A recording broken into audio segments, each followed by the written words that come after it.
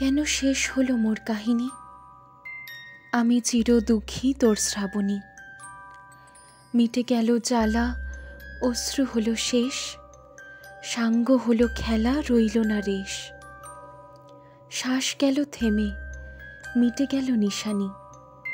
আমি চির দুঃখী তোর শ্রাবণী। কেন শেষ হলো মোর কাহিনী? আমি চির দুঃখী তোর শ্রাবণী।